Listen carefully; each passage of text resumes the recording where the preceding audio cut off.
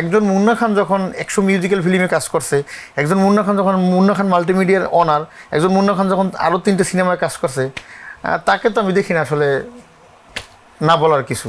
আমাদের বাংলাদেশে নতুন প্রযোজক যদি সিনেমা বানাতে চান বা বানাতে আসেন, অনেকে আছেন বিশেষ করে প্রবাসী, তো সেই ক্ষেত্রে তারা প্রথম কি ধরনের সমস্যার সম্মুখীন হচ্ছেন, আর এই সমস্যাগুলো কেন হচ্ছে? এখানে প্রথম হলো যে এই নায়িকার সমস্যাটাই বেশি বাংলাদেশে। কারণ এই যে বললাম না, একজন নায়িকার এক একটা গার্ডস থাকে।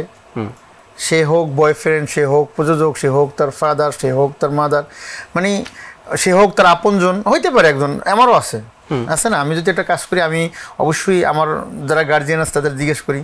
এখানে যখন একজন প্রযোজক হিরোর ক্যারেক্টার করবে তখন অনেকেই তাকে বাধা দিব, কিন্তু কাজটা যে ভালো হবে, কাজটা যে বিগ বাজেট হবে, কাজটা যে কোন ডিরেক্টর করতে আছে সেটা তো ফাইনালি ডার্ক হল দিয়ে বুঝিয়ে দিছি, দেখাই দিছি। তো প্রথমে নায়িকার সমস্যা হবে, যদি সে নিজে প্রযোজনা করতে চায় অভিনয় না করে তাইলে সে পাবে, সমস্যা নেই কোনো। আর যদি সে সাথে অভিনয় করতে চায় তাইলেই সমস্যা হবে আর কি। তার মানে শুধু প্রযোজক যদি প্রযোজক থাকে তাহলে কোনো সমস্যা নেই, না সমস্যা, কিন্তু প্রযোজক যদি অভিনেতা হয় বা মূল কেন্দ্রীয় চরিত্রে থাকে তাহলে মূল সমস্যা। এই জায়গাটায় কি সমস্যা আসলে? কেন একজন নায়িকার, আমি নাম বলতে চাই না, আমি কিছুদিন আগে একজন নায়িকার ইন্টারভিউ দেখলাম, সে বলতেছে অনেক নায়কই অফার দেয় আমাকে সিনেমা করার জন্য, কিন্তু সে নায়ক সেই প্রযোজক, এই জন্য সে করে না, বলছে একজন নায়িকা। এটাতে কি সমস্যা?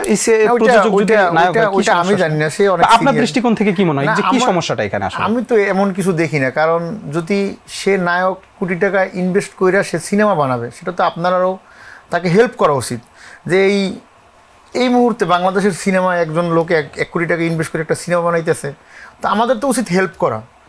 আর হ্যাঁ, তারপরও তো আরেকটা ক্যাটাগরি, একটা সাইজ, একটা লেভেল জাস্টিফাই করা, বাসা দেখে শুনে কাজ করা ঠিক আছে, কিন্তু একজন মুন্না খান যখন 100 মিউজিক্যাল ফিল্মে কাজ করছে, একজন মুন্না খান যখন মুন্না খান মাল্টিমিডিয়ার অনার, একজন মুন্না খান যখন আরও 3টে সিনেমায় কাজ করছে, তাকে তো আমি দেখি না আসলে না বলার কিছু।